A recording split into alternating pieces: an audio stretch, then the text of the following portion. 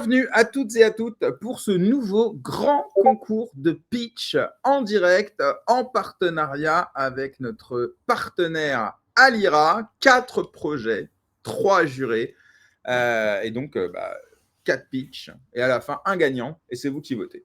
Et à la fin, le gagnant, il gagne 1 million d'euros, payé par Michael. Salut. Un peu pris par surprise.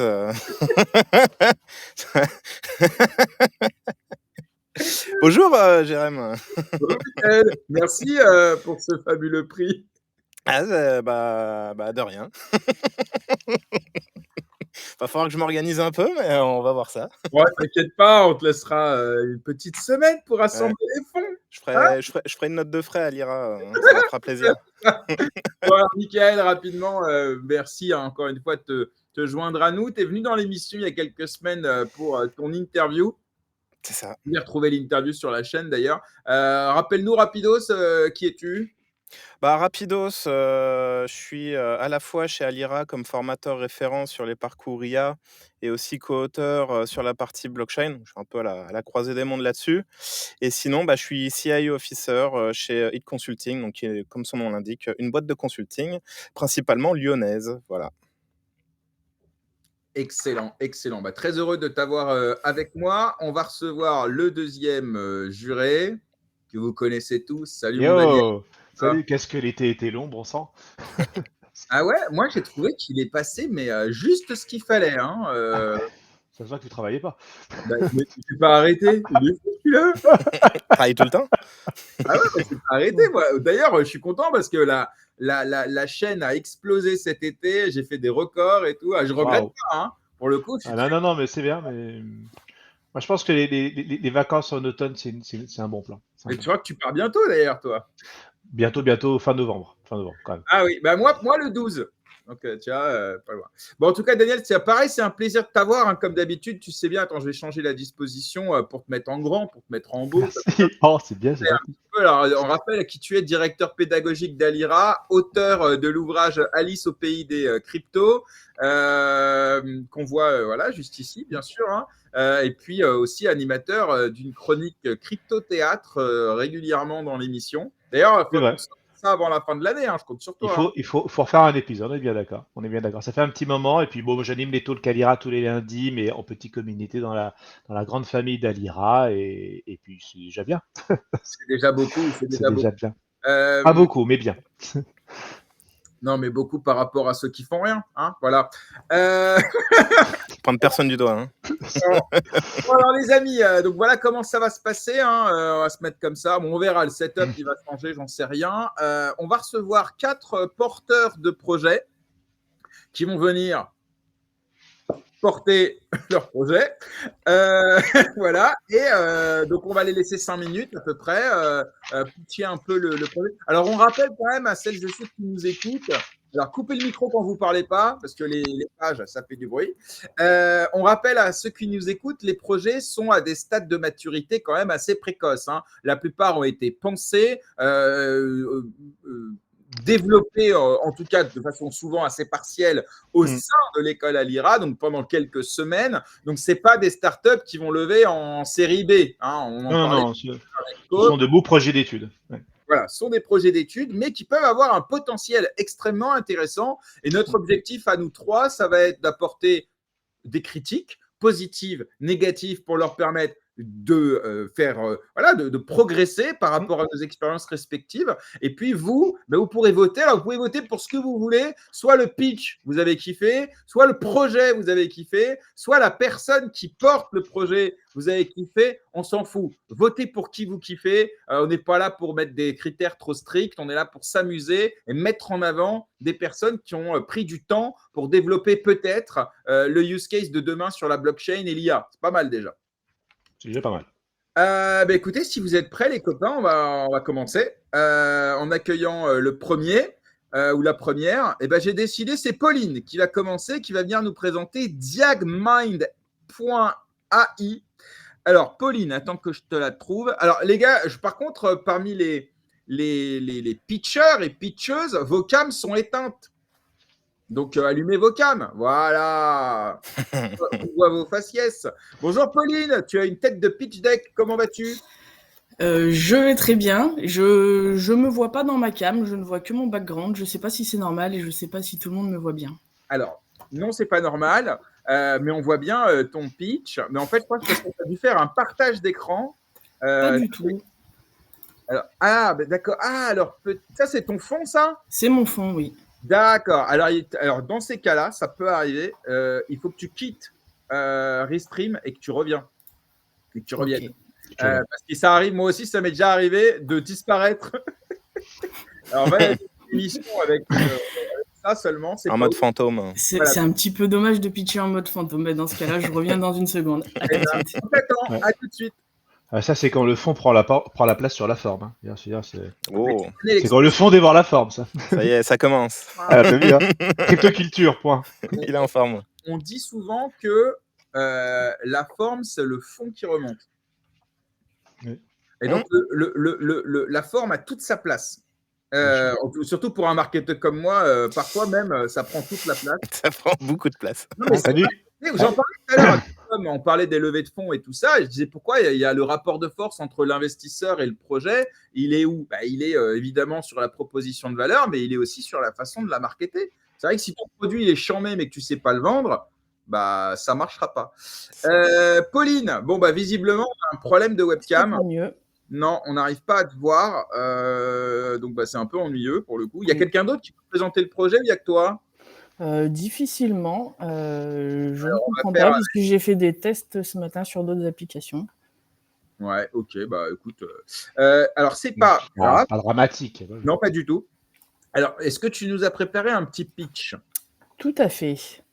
Alors, ce que je te propose, c'est que je vais te laisser une grosse partie de l'écran. Tu veux partager ton écran pour nous présenter le deck? Oui. Let's go. Vas-y, tu appuies sur la petite flèche vers le haut et tu nous partages.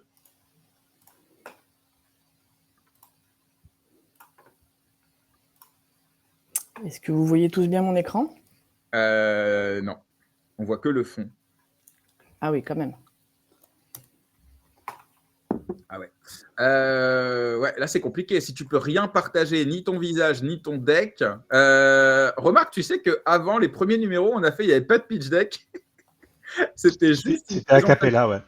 Ça marchait bien aussi. Hein. Et tu sais que s'il n'y a pas le choix, Pauline, tu sais ce qui va se passer. Tu vas nous le présenter à cappella, à l'oral complet. Hein. Non, on va trouver une solution. Alors, qu'est-ce que je fais passer quelqu'un d'autre en attendant? Oui, bien sûr, ouais. Je peux Est-ce faire que c'est possible de tester en backstage en parallèle? Non, parce que là, moi, je suis en live. Hein, donc, Ok. Eh ben, je reboot et je vous à rejoins. tout de suite. En attendant, tiens, on va accueillir Cédric de Xenti. J'espère que ça va marcher. Cédric, il est là. Alors, attends, parce qu'il faut que je bouge gentiment Pauline. Hop, voilà. Cédric. Salut Cédric, comment tu vas? Salut à tous, écoutez, ça va bien. Ça fait plaisir de revoir certaines têtes pour certains. Et merci Jérém de nous donner la possibilité de parler de nos projets à plus de personnes. Donc c'est bien. C'est cool. Écoute, c'est un grand plaisir. Merci à toi. C'est courageux parce qu'on rappelle, encore une fois, les projets sont encore à des niveaux de maturité assez légers. Mais si ça peut t'aider, à ne le faire connaître à une ou deux personnes et à avoir des retours constructifs, c'est très courageux de ta part. Donc bravo et merci à toi. Alors Xenti, Xenti, si j'ai bien compris, Oui. c'est un agent IA pour analyser l'engagement et le sentiment de communauté crypto sur le réseau X Twitter. C'est ça, ouais. Entre autres. Ouais. On a commencé par ça, mais après on. J'ai lu la baseline qu'on avait. Maintenant, exactement. Ouais. tu vas avoir 5 minutes pour nous pitcher ce projet. Tu veux nous partager ton deck? Ouais. On va tester ça tout de suite, voir si ça fonctionne. Vous le voyez ou pas là? Non. Ah si, pardon. Si. Ah ouais. C'est le souci, au bout d'un moment, c'est peut-être stream. Hein. Voilà, ça je me suis dit. Stream, ça marche bien. Ok, alors en fait, c'est quoi? Je réfléchis. Est-ce qu'on la joue comme ça ou pas? Ouais, c'est pas mal comme ça, on voit bien. Ouais, comme ça, c'est bien. On voit nos visages, on va voir nos étonnements, nos grands yeux, ça va être bien. Si vous souriez, si vous crachez, on saura tout. Eh bien, écoute, Cédric, on t'écoute. Eh ben, bonjour à tous. Je vais vous présenter Xenti, qui est une solution d'agent IA pour l'analyse d'engagement et de sentiments de projets crypto. Ce projet a été développé dans le cadre de la formation à l'IRA. Moi, je suis donc développeur et j'ai été accompagné pour ce projet par 2 consultants IA. Aujourd'hui, investir dans un projet crypto, bon, c'est quelque chose c'est très compliqué. Il y a un nombre incalculable de projets qui se créent tous les jours dans le secteur et normalement, un investisseur pour chaque projet doit analyser justement les fondamentaux du projet, mais on peut aussi analyser par exemple l'équipe fondatrice, l'équipe technique. On doit lire et comprendre dans les grandes lignes un white paper, regarder par exemple comment il est organisé la tokenomics d'un projet. Et une chose aussi qui est très importante dans la crypto, c'est aussi les réseaux sociaux et la communauté d'un projet. Tout ça, c'est juste très long, c'est fastidieux et vu le nombre de projets qui existent aujourd'hui, bon, c'est tout simplement impossible. Heureusement, bon, il y a de nombreux outils qui existent pour nous permettre justement de valider tous ces points avec des outils donc et certaines solutions qui vont plus être axées sur de la data, par exemple, on-chain, sur la data des fonds levés par les différents projets, sur les TVL, des différents protocoles ou même sur l'activité, en fait et de minage. Et aussi, comme le sentiment est quelque chose de très important et en gros sur les marchés, il y a même des indicateurs comme justement l'indicateur qui est connu qui s'appelle donc le Fear and Greed Index qui lui va donner le sentiment global en fait du marché. Donc en termes de data et d'analytics, il y a vraiment de quoi faire. Mais si je veux avoir en fait cette information de sentiment plus spécifique pour justement, en gros par projet et pas forcément le sentiment global du marché. Là, il y a déjà un peu moins de choses. Beaucoup d'investisseurs disent qu'ils investissent, d'abord sur les fondateurs plus que sur le projet en lui-même. Bon, OK, très bien, mais moi, comment je peux savoir en 2 secondes si, par exemple, une équipe fondatrice ou même technique a de la chance de délivrer les promesses d'un projet? Comment je peux évaluer un white paper rapidement et de manière plus ou moins, automatique et facile? Pareil pour les tokenomics. Comment, par exemple, je peux faire ressortir le sentiment global et d'après une réunion du FOMC? On sait que ce sont des réunions qui sont très longues, ça dure 3 heures et voilà, ils vont définir des choses sur par exemple, les taux d'intérêt et comment savoir avoir le sentiment de cette réunion-là. Et pour finir, comment réagit la communauté d'un projet? Dans la crypto, beaucoup de projets sont uniquement portés par la communauté sur Twitter. Donc, c'est très important d'évaluer ça. De ce constat, on a développé Xenti dans le but de donner des informations claires et des informations clés sur le sentiment et l'engagement donc, des différents projets crypto. Pour le MVP, on avait une base donc, de 8000 projets crypto. On a restreint cette base aux 1000 premiers projets selon le classement de CoinMarketCap. Donc, on a pris en fait les 1000 plus gros projets crypto qui existent. Et pour chaque projet, on est allé analyser justement l'engagement de la communauté de ces projets-là sur Twitter. En se basant en fait sur les interactions pour chaque tweet. Et ensuite, on est aussi allé mesurer, on va dire, le sentiment de cette communauté à travers en fait les commentaires donc, de chaque tweet du projet. Xenti veut se positionner comme l'outil de référence dans l'analyse de sentiments dans l'univers crypto. Les outils actuels sont essentiellement focus sur des données de marché. Ils y ajoutent des fois un peu de machine learning pour automatiser leur analyse et pour affiner, on va dire, l'analyse. Xenti va aller plus loin pour avoir de véritables réseaux de neurones dédiés à l'analyse de sentiments dans le monde de la crypto. Le but est donc de vraiment compléter les produits existants pour en fait fournir une analyse exhaustive sur un projet crypto avec des informations claires, simples et directement actionnables. Merci, c'était Cédric. Vous pouvez me contacter sur cedric@xenti.co et pour ceux qui le souhaitent, j'ai mis en place une petite, waitlist, pour recevoir en avant-première, en fait, un accès à la solution et ça se passe sur xenti.co. Merci à tous. Eh ben, Vous noterez la gestion du temps impeccable, hein. gestion Euh, du temps J'aurais pas fait mieux. exceptionnelle, hein. Très, très Probablement que j'aurais fait pire. Ouais. Oh là là, quelle cuisson des pâtes, vraiment là, ouf. Bah, écoute, bravo, Cédric. C'était, en tout cas, le timing a été très, très bien respecté. Alors, une fois n'est pas coutume, je vais commencer, Cédric, et ensuite je laisserai mes petits camarades. Deux, trois petites questions. Dans ta présentation, on comprend le problème auquel tu souhaites répondre. On comprend la solution, même si on reviendra peut-être sur la notion de qualitatif, quantitatif, parce que c'est le plus important sur l'analyse de données d'engagement, mais surtout, on n'a aucun élément sur ton go-to-market, sur le business model. Est-ce qu'à un moment donné, ça va être sous forme d'abonnement, qui sont tes clients s'il vous plaît, les amis, coupez vos, vos micros quand vous ne parlez pas, parce qu'on entend les notifications Discord, et les miennes incluses, donc si on peut… voilà. Donc voilà, donc, on coupe sur cette partie-là qui est quand même importante. C'est quoi votre raisonnement et votre réflexion ?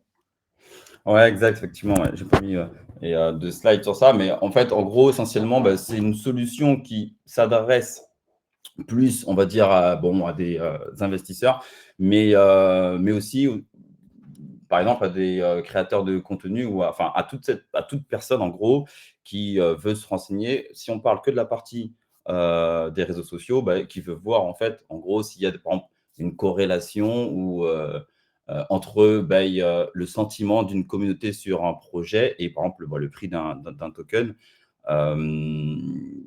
Donc, c'est ça, essentiellement, donc, investisseur, mais après, ça peut être toute personne qui s'intéresse à un projet et qui s'intéresse à ces notions, en fait, donc on va dire, sentiment de marché, quoi. Et pour la partie et sur donc l'application, ça sera un SaaS. Donc, en gros, exactement comme la plupart des solutions aujourd'hui qui fournissent de la data et qui produisent en fait des graphiques dans tous les sens. Ce sera donc juste abonnement et puis en mode SaaS, quoi, de manière simple. Ok, deuxième question sur le branding. Le branding est quand même très lié à Twitter. Le X, c'est quasiment le X de Twitter. Xenti commence par un X. Est-ce que c'est pas risqué d'associer de façon aussi directe le nom de votre projet avec un des réseaux sociaux? Tu l'as dit toi-même, il est important, mais il n'est pas suffisant si tu veux véritablement définir l'engagement autour d'un projet. Est-ce que le risque, c'est pas finalement de n'avoir aucune identité, à s'associer quasiment exclusivement à une autre?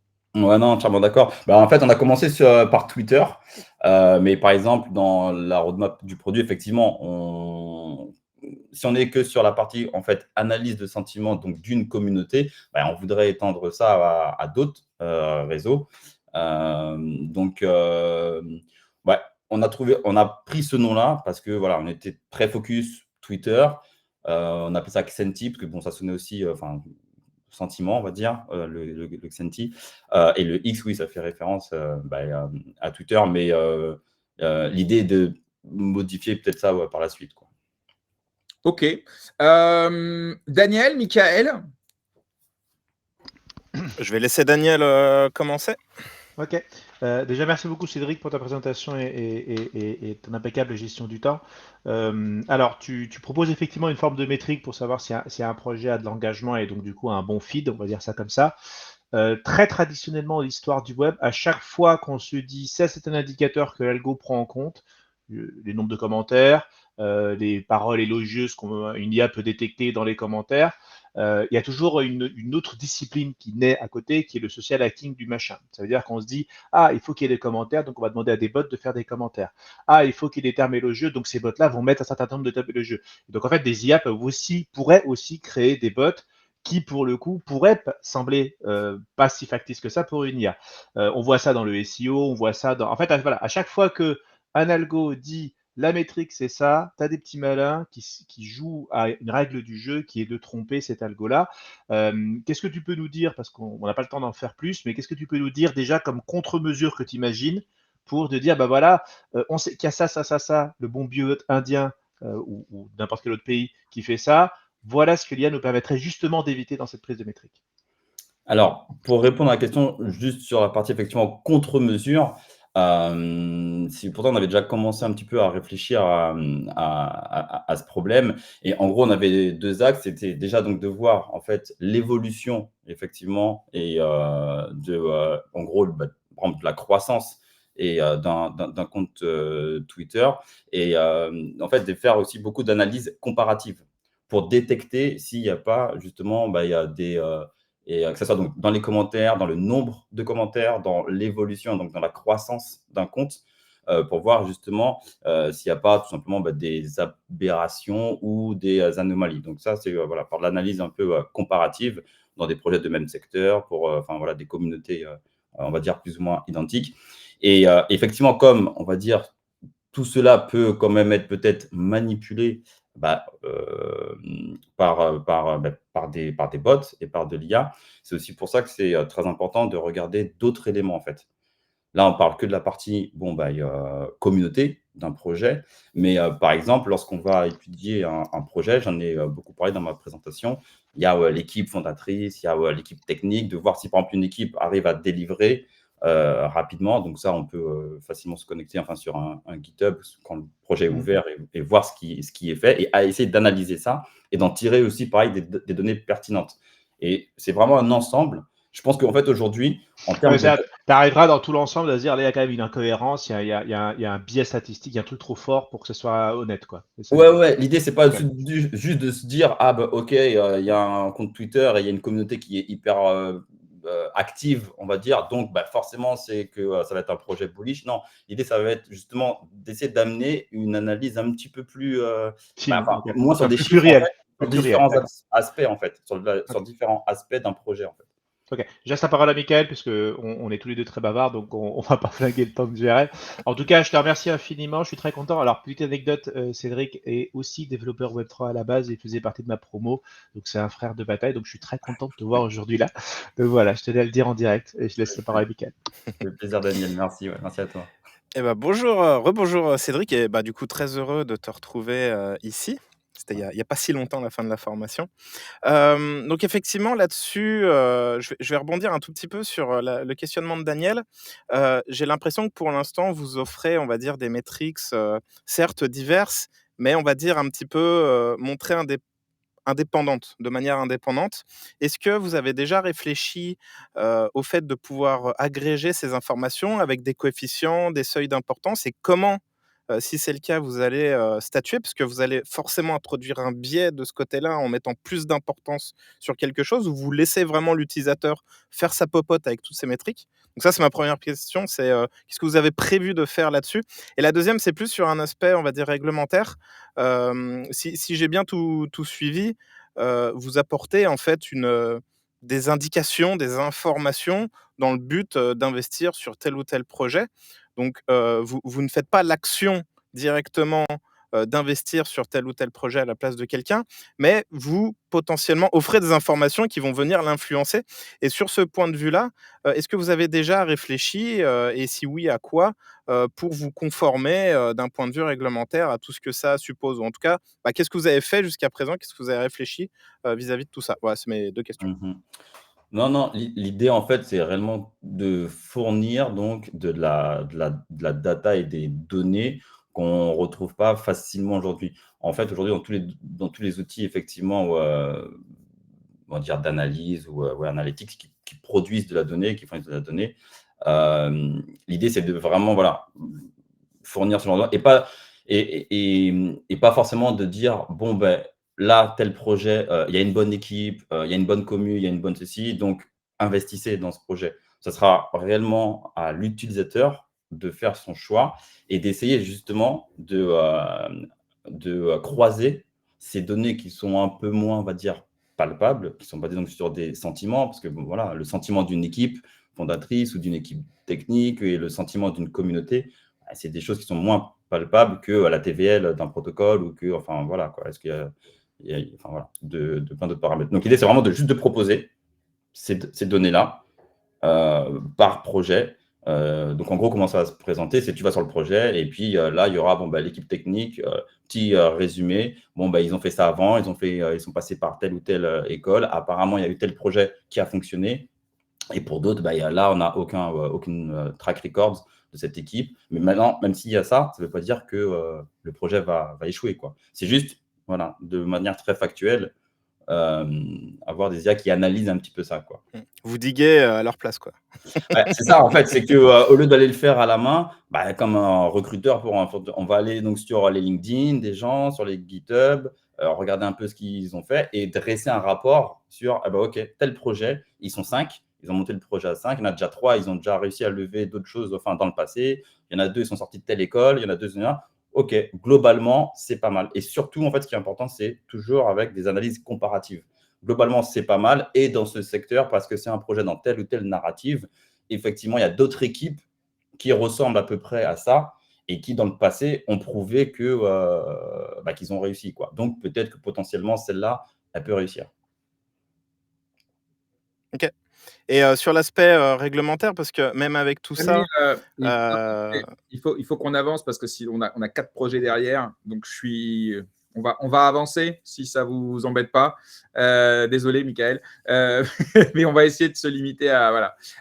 Merci, mon Cédric. En tout cas, c'était cool. Moi, c'est un sujet qui m'intéresse parce que les réseaux, c'est une bonne partie de ma vie. Donc, tu adresses un vrai problème qui existe vraiment. Évidemment, derrière, la question, c'est de savoir est-ce que ça va fonctionner, parce que ce n'est pas la première fois qu'il y a des solutions de scrapping de data sur les réseaux pour trouver les projets porteurs et essayer de les trouver un peu avant les autres, parce que c'est ça le but, qu'on comprenne bien. Mais en tout cas, hyper cool. Merci beaucoup, Cédric. Tu restes avec nous. Et puis, on rappelle à ceux qui nous écoutent que vous pourrez voter pour votre projet pitcher préféré. C'est vous qui décidez. Si vous trouvez que Cédric, il est beau gosse et qu'il mérite votre vote, ça marche aussi. Même si vous ne l'avez pas écouté. J'aurais préféré être noté sur le projet et la presse, mais bon, pourquoi pas obtiens les votes pour ce que tu veux. Voilà, ça permet de gagner les 1 million de Mickaël. Surtout que la Mickaël est déjà en train de remplir l'offre de prêt. Là, je les cherche, là. Je vous écoute pas trop, je les cherche, là, en ce moment. Bon, merci beaucoup, Cédric. Je te dégage, mais par contre, tu restes avec nous, d'accord ? Ok.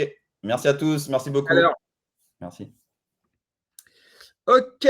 Alors, les amis, on va passer au deuxième pitch. Qui qu'on va prendre ? On va prendre. Tiens, on essaye Pauline. On essaye de voir si Pauline elle est de retour. Pauline, elle est en train de rebooter sa box apparemment. D'accord. Alors, pas Pauline tout de suite. On va parler avec Valentin. Non, Hugo.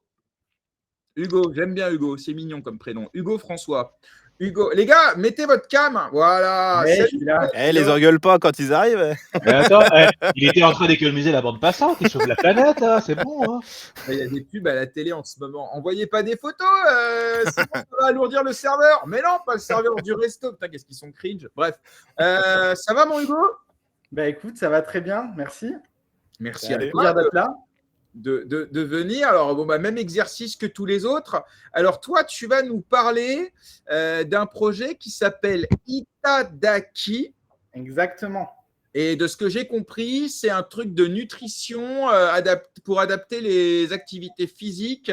Tu vas nous expliquer ça. Ouais, tu veux nous partager le pitch deck ? Ouais. Let's go. Alors. Partager.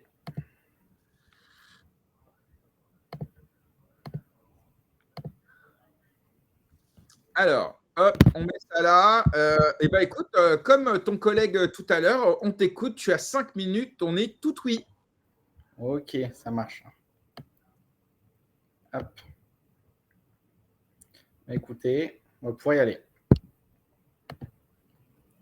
Donc, Itadaki, imaginez, vous êtes un sportif motivé qui suit avec précision son plan sportif et nutritionnel, mais dès que vous avez un repas entre amis ou un repas non prévu, tout s'effondre en fait.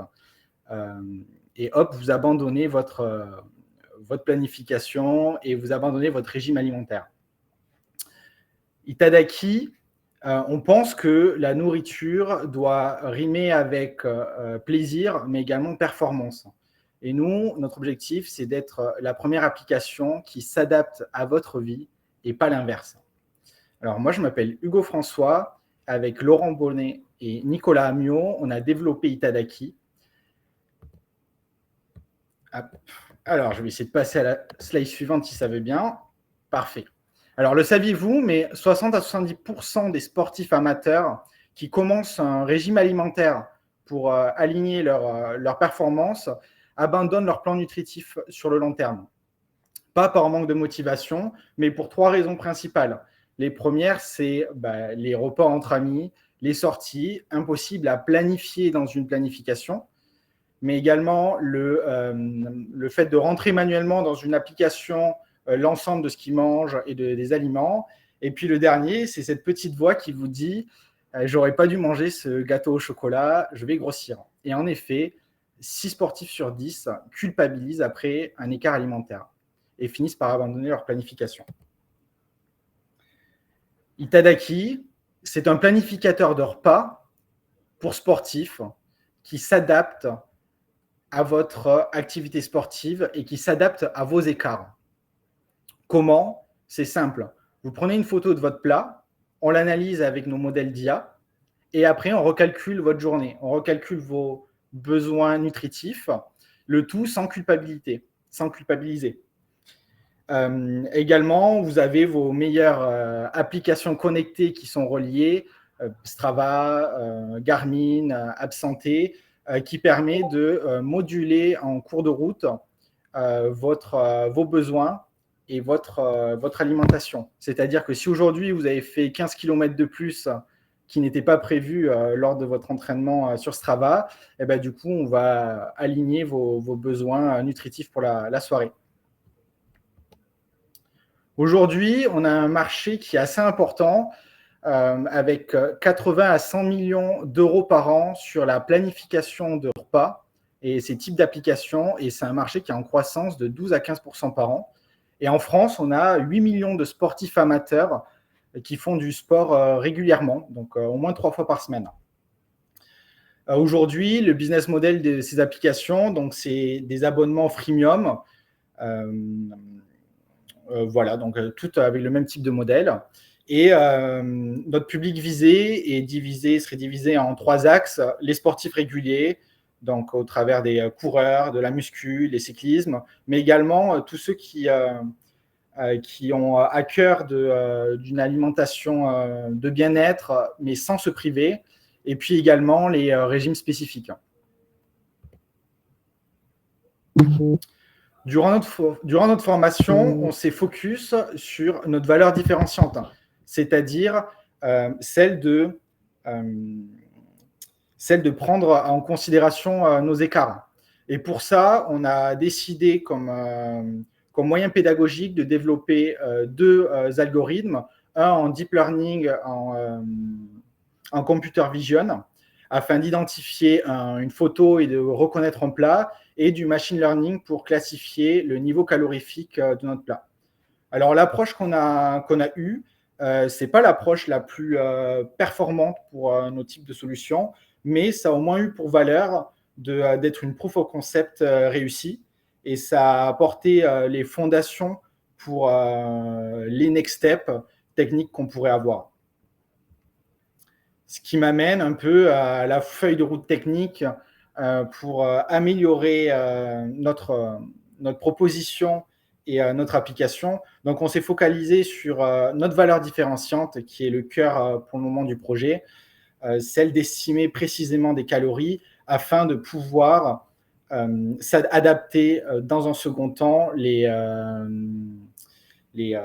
planifications de repas et les repas proposés. Donc, aujourd'hui, on avait un algorithme qui faisait tout.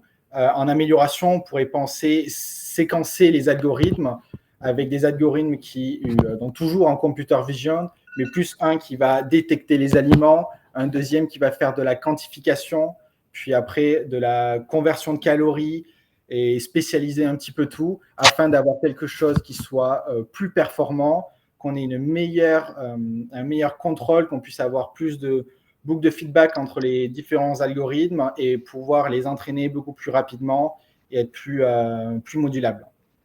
Merci à toi. Écoute, j'avais fini, donc ça tombe bien. Ok. Merci. Oh, ça va, j'ai eu peur, je croyais que c'était à la moitié. Non, c'est bien.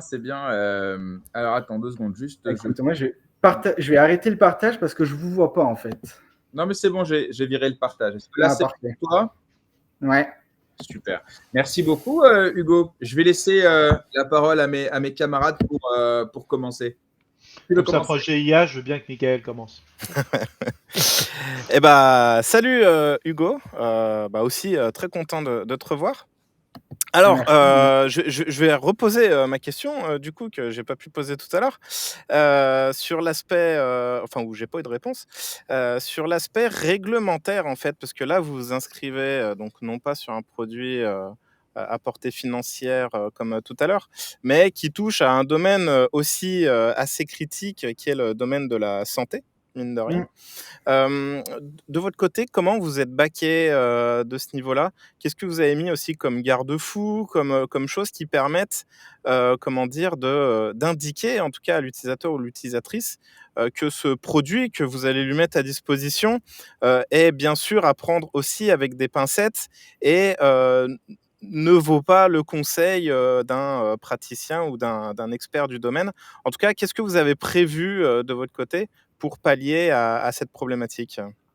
Ouais, en effet. Donc, déjà, pour commencer, dans la réglementation qu'on a, il y a toute une partie de faire comprendre que l'utilisateur sache qu'il utilise une solution IA et donc le sensibiliser dès le début sur les risques de parler avec une IA. Et après, aussi dans nos objectifs d'évolution, en segmentant un petit peu plus les différents algorithmes pour chaque tâche précise, ce qui permet d'avoir un petit peu plus de contrôle et nous de vérification en amont avant de lancer l'application pour s'assurer que l'application ne dise pas de bêtises ou en tout cas améliorer de façon importante par rapport aux résultats qu'on a eu aujourd'hui dans le développement. Et puis après, ça va être aussi de s'entourer donc d'experts dans la nutrition pour cette planification globale, pour tester le logiciel et s'assurer de la pertinence de ce qu'on dit.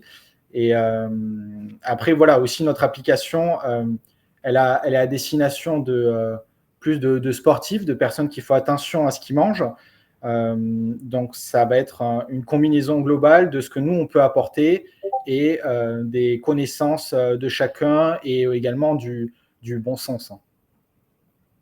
Ok, super. Merci à toi. Je laisse la parole à mes collègues. Vas-y, Daniel. Très rapidement. Alors, l'application se focalise sur deux points, qui est les sportifs, et deux, en fait, la photo de plat. L'important, c'est ce qu'on mange. L'important aussi, c'est ce qu'on boit et ce qu'on grignote. Ça Exactement. veut dire que, en gros, la boisson a un effet nutritionnel certain, et ainsi de suite aussi. Il y a ce qu'on peut grignoter. Ça peut être la barrette de machin, le paquet de chips, des choses comme ça, qui se prêtent relativement mal à la photographie d'un bol de chips. Enfin, je sais pas si. La barrette, tu parles de quelle barrette? Les barrettes nutritionnelles, tu sais, les petits trucs. Une barre. Ouais, les petites barres de céréales, les choses comme ça. En fait, on aurait tendance, d'ailleurs pour certaines personnes, à penser qu'on mange tout sur des bonnes assiettes. C'est-à-dire que globalement, l'IA ne peut pas forcément être entraînée à tout. Comment sont prévues ces choses-là? Est-ce que du coup, ça veut dire que l'IA... en gros, comment sont gérées ces choses-là et comment sont gérées aussi parfois, je dis les choses très simples, c'est... tu as un verre de bière et le bière, elle peut être avec ou sans alcool, ce qui va être très très différent. Et que par conséquent, en fait, voilà, comment sont gérés ces biais? Voilà. En effet, c'est un bon point. Tu mets en lumière un peu les limites aussi de ce qu'on a sur cette prise de photo. Moi, je rajouterais également, par exemple, les superpositions d'aliments. On ne peut pas savoir ce qu'il y a sous un aliment si c'est caché. Et c'est vrai que les liquides également, donc des soupes, c'est un petit peu plus compliqué de savoir ce qu'il y a à l'intérieur. Concernant les boissons, on a la possibilité aujourd'hui quand même d'entraîner, on pourrait avoir un modèle spécifique entraîné sur des datasets uniquement sur des boissons, donc sur un coca, mais également sur des alcools, sur des bières. Et puis c'est surtout que pour ces points-là, l'utilisateur qui va utiliser la solution a systématiquement la main sur les informations qui rentrent et il peut corriger l'information qui a été apportée par notre IA. Ce qui fait que si jamais il prend une photo d'une bière qui a été reconnue mais qu'elle est sans alcool, il va pouvoir le préciser. Et ça, c'est important. Le deuxième point que tu disais, c'était sur les barres nutritives ou les petits goûters. Ça fait en effet partie un peu des points qui vont devoir être taclés pour peaufiner une précision vraiment précise, j'ai envie de dire. Et ça va passer notamment par de la rentrée manuelle d'informations sur l'application, donc plus le communiquer manuellement. Après, on peut également penser dans des next steps sur des prises de photos plutôt de ce qu'il y a à l'arrière de la barre, où normalement sur une barre nutritive, on a l'ensemble des informations caloriques de la barre en elle-même, et on pourrait partir de cet input pour identifier et le prendre en considération dans la planification globale de la journée. Ok, bah c'est noté. Je te remercie là-dessus. Merci Hugo. Alors, bon, pour le coup, moi, je vais m'intéresser surtout sur la partie branding et go-to-market, un peu marketing. Itadaki, c'est dur à dire. Donc, si tu vas chercher le marché français, c'est pas ouf. Mais si tu vas sur le marché anglo-saxon, c'est même encore pire. Alors, sans doute qu'au Japon, ça va le faire. Mais Itadaki, c'est quand même compliqué. Est-ce que vous avez pensé à ça? Le branding, c'est aussi un nom qui doit être court, facile à prononcer, facile à se souvenir et facile à exporter. Comment vous avez choisi ce nom-là et est-ce qu'il fait référence à quelque chose?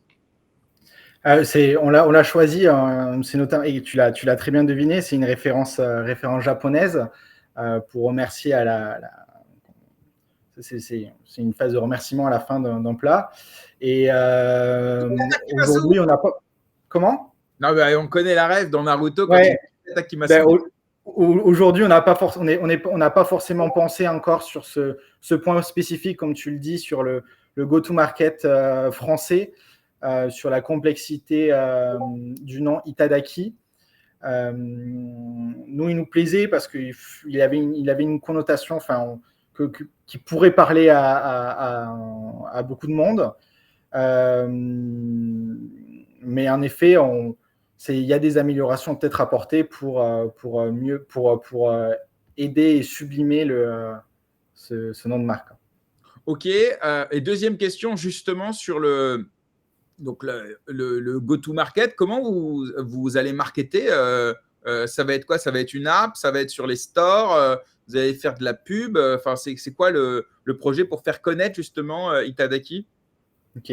Alors, pour être transparent avec toi, aujourd'hui, nous, on était sur un projet de concept, sur une idéation de projet.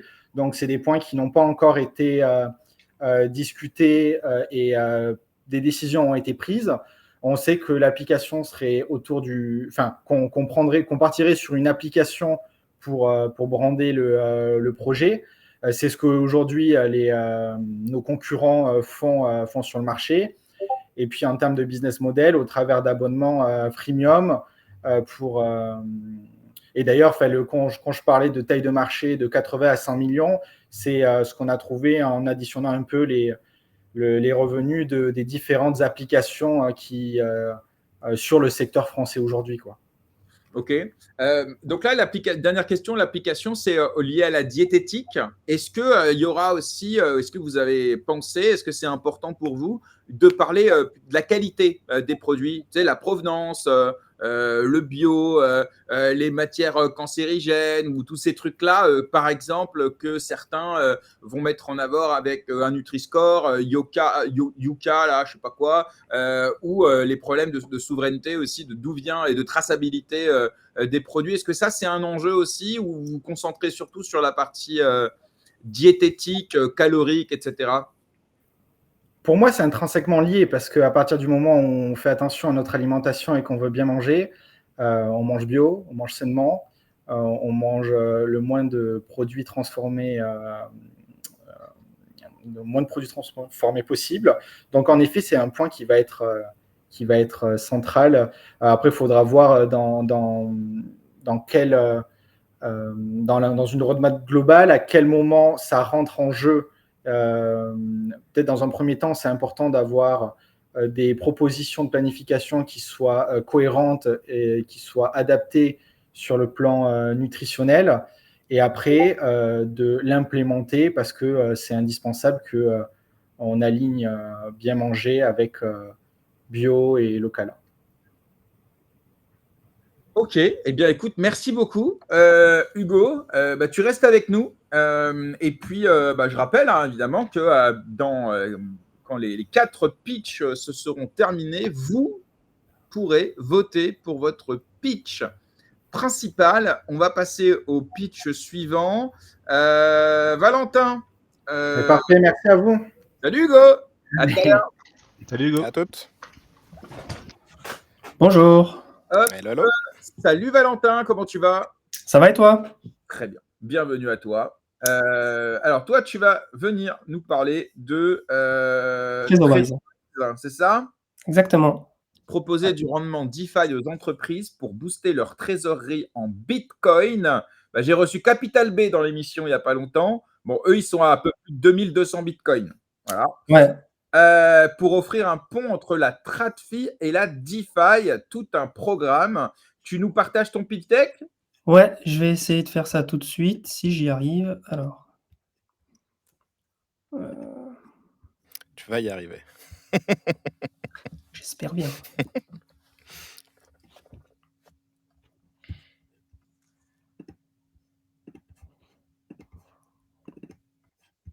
Pendant ce temps-là, n'oubliez pas de vous abonner à la chaîne et que on est en live. Donc, si vous voulez poser des questions aux pitchers, c'est possible aussi. Alors, normalement, c'est bon. J'ai ton pitch, Valentin. Le voici. On le met ici. Et c'est parti. Comme tes camarades, tu as 5 minutes. On t'écoute. Parfait. Merci. Bonjour à toutes et à tous. Je vais présenter donc TrezoWise dans le cadre de notre formation finance décentralisée auprès d'Alira. Nous étions 3, donc Ludovic, Philippe et moi-même. On n'a malheureusement pas eu de développeurs pour ce projet-là. Donc, d'où vient le projet? Le projet, il vient de nos différentes expériences et de nos goûts, je dirais. La première des choses, c'est qu'on s'est rendu compte qu'il y a très peu de rendement aujourd'hui pour la trésorerie des sociétés. Elle est souvent uniquement déposée sur des comptes bancaires. Aujourd'hui, il y a à peu près 1 200 milliards d'euros en dépôt auprès de banques, ce qui est un montant énorme. Donc il y a un vrai marché. Ça, c'est pour la partie TradFi. Pour la partie DeFi, aujourd'hui, c'est sociétés, PME, ETI et autres. Pour aller dans le monde DeFi, il y a beaucoup de complexité des protocoles. Les rendements sont assez compliqués, réservés souvent à des élites.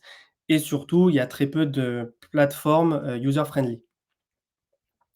On avait une volonté aujourd'hui, nous, de réaliser un pont, une dualité entre la TradFi et la DeFi, avec notamment la partie Bitcoin et tout l'alignement des planètes qu'il y avait actuellement au sein de cet écosystème Bitcoin. Institutionnalisation, ETF, réserve stratégique, et tu parlais tout à l'heure, GRM, de Capital B pour la partie européenne. Donc notre volonté, c'est d'offrir aux entreprises une solution de placement de trésorerie à la fois en finance traditionnelle, mais également en finance décentralisée, simple et sécurisée. Je vous parlerai du cadre juridique après parce que c'est un cadre majeur, comme vous pouvez l'imaginer. Je vais vous montrer un petit peu notre architecture en 2 étages. J'espère que vous voyez bien dans le partage, mais grosso modo, l'idée, c'est donc d'avoir une partie TradFi qui serait gérée par TrezoWise, qui permettrait de faire des rendements classiques, donc d'avoir des fonds liquides L'idée serait aussi de qualifier notre stablecoin d'ART, donc avec différentes classes d'actifs et devises aussi. Un peu, si on voulait éviter cette partie-là, on pourrait potentiellement voir et travailler avec Spico, par exemple. Et en fait, l'idée de cette première partie, c'est d'avoir un rendement et ces fonds-là pourraient être, je dirais, tokenisés finalement pour émettre notre propre stablecoin. Et ensuite, avec ce stablecoin, l'idée serait d'aller faire du rendement en DeFi par nos propres soins. Alors après, les rendements en DeFi, au travers du stablecoin, il faudrait voir, l'appétence des investisseurs, au travers du stablecoin parce que voilà, il faut quand même qu'il y ait des personnes pour avoir du rendement, mais derrière fournir de la liquidité sur des paires, corrélées, des mises en place sur des marchés monétaires. Et l'idée en fait, c'est qu'avec ce rendement-là, on achète du bitcoin pour les entreprises. Notre idée globale finalement, c'est qu'une entreprise, au contraire, par exemple, de Capital B ou autres, qui achètent au travers d'obligations ou autres des bitcoins directement et donc peuvent avoir un impact sur leur bilan. Notre idée, c'est d'essayer de limiter le risque sur la trésorerie des sociétés et d'aller chercher des petits rendements, que ce soit en TradFi ou en DeFi, pour acheter et accumuler du bitcoin uniquement sur la base des rendements. Donc que le capital soit le plus sécurisé possible. Notre idée derrière ça, en fait, c'est de pouvoir, garantir, entre guillemets, un capital utilisé et de diversifier son bilan et sa trésorerie en accumulant du bitcoin. On peut voir que sur la partie, business plan, on avait indiqué des frais de gestion et des frais de rendement, enfin des frais, pardon, sur les rendements, que ce soit sur la TradFi et sur la DeFi. Maintenant, on se heurte malgré tout à un vrai problème, c'est le cadre juridique. Parce qu'on a 2 spots, donc la TradFi et la DeFi. Pour la TradFi, il faudra s'enregistrer auprès de l'AMF. Il faudra également être, agréé auprès de l'ORIAS. Il y a beaucoup d'exigences réglementaires, AML, CFT, KYC. Le token, il faudra qu'on le qualifie, comment il va être selon le régime MiCA, donc ART, EMT. Il faudra des licences AMF, ACPR pour aussi l'émission du stablecoin. Et pour la partie DeFi, il faudra être un peu trop tard, pardon, trop tardif. Enregistré auprès de l'AMF comme SAN et également auprès de la CPR pour tout l'aspect prudentiel et anti-blanchiment. Je finis rapidement. Notre conclusion, c'est qu'on souhaite créer un pont entre la TradFi et la DeFi avec l'émission d'un stablecoin, la réalisation de rendements TradFi, DeFi, permettant d'acquérir du Bitcoin et de diversifier son bilan. Notre proposition de valeur se concentre notamment donc sur le fait d'approcher une offre unique, dualité entre TradFi et DeFi, mais également de créer une marque transparente et de confiance pour les gérants, chefs d'entreprise, entrepreneurs. Merci, Valentin. Voilà. Un Bon, peu trop long, désolé. je t'ai laissé un peu de gras, mais bon, après, Trop long. ça va, c'est pas grave. Il y a beaucoup de choses à dire. Oui, mais c'est pas un exercice facile. Et effectivement, l'aspect réglementaire est fondamental. D'ailleurs, petite question rapide, tu as une idée de combien ça coûte par an à te conformer justement à la réglementation crypto en France et en Europe? Tu as une idée? Dans le cadre du projet qu'on a mené avec Alira, avec mes 2 collègues, on a regardé un petit peu tout l'environnement. On a échangé un petit peu brièvement avec une avocate, pardon, et tout mis bout à bout, on serait plutôt au $250 000 facilement pour essayer d'avoir déjà. Tu peux y aller entre 500 000 et 1 million, hein. Surtout que tu tapes le stablecoin. Du coup, il faut qu'il gagne le concours pour entrer dans ses frais. C'est pour ça, hein. C'est pour ça qu'on fait le concours, hein. Tu gagnes, l'avantage, c'est que c'est Mickaël qui paye tout. Donc, j'espère. C'est pas Nicolas qui paye, c'est Mickaël qui paye. Pareil, t'inquiète pas, c'est. Non, mais c'est vrai que le coût, et c'est ce qui aussi aujourd'hui finalement fait que ce n'est qu'un projet, c'est que le coût réglementaire pour amener une solution comme celle-ci est vraiment trop importante. Après, peut-être que l'idée serait de peut-être s'associer et de gagner un peu de temps, je dirais, sur certaines.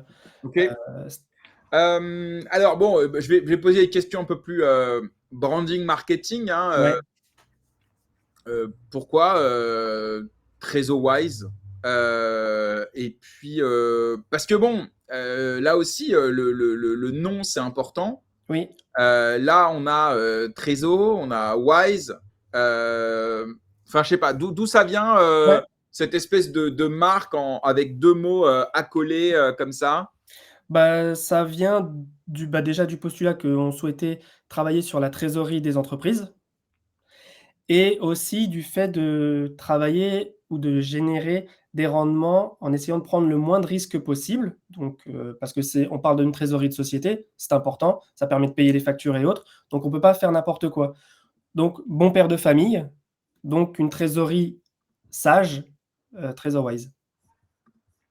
Ok, mais Trezor c'est français et Wise c'est anglais. On l'a un petit peu, effectivement. On a fait un merge français-américain, effectivement. Ah, mais je comprends. Deuxième, Franglish, voilà. voilà. Deuxième question. Bon, vous accolez le logo de Bitcoin. C'est un peu pareil que ce que je disais tout à l'heure à Xenti. Tu accoles le logo de X, même si eux, je crois qu'ils l'ont refait un petit peu, mais peu importe. En fait, il faut faire attention. Votre marque, vous ne pouvez pas mettre la marque d'un autre dans Ouais. votre marque. Ça ne se fait pas. Ça vous dilue complètement. Ou alors, ça veut dire que vous avez besoin de la marque d'un tiers pour vous remarquer. Donc, ça, il faut faire gaffe. Et puis surtout, même deuxième question, peut-être plus liée à la proposition de valeur. Là, on voit Bitcoin. Ça veut dire que le seul actif que vous envisagez comme Michael Saylor, hein, par exemple, c'est Bitcoin. Ou est-ce que vous reconnaissez l'intérêt des Ethereum Treasury Companies, des Solana, bref, ce qu'on appelle les Crypto Treasury Companies, qui se disent que Bitcoin, c'est bien, mais ça peut faire sens aussi de diversifier. Qu'est-ce que tu penses de ça Je, Ouais. je comprends. Après, nous, effectivement, on est parti sur la partie Bitcoin parce qu'il y a une hyper-bitcoinisation actuellement. C'est dans l'air du temps. Et surtout, ce qu'on pense, après peut-être qu'on se trompe, c'est que le Bitcoin, pour les chefs d'entreprise, entrepreneurs, PME et autres, c'est connu aujourd'hui et on l'entend parler. On en entend parler, pardon. Pour les Ethereum, Solana, compagnie, je pense qu'aujourd'hui, c'est pour des gens normaux, hein, je parle, pas pour des gens dans le Web3, c'est quelque chose de moins évocateur, je pense. Mais effectivement, Ethereum, Solana, derrière, ça peut faire du sens. Et surtout, c'est que on avait dans notre roadmap, idéalement, c'était qu'une fois l'accumulation de Bitcoin réalisée ou l'achat des Bitcoins réalisé, c'était d'essayer d'offrir une proposition de valeur en stackant les Bitcoins et en générant des rendements en Bitcoin, un peu comme ce que peut faire CoreDAO avec du dual stacking, par exemple.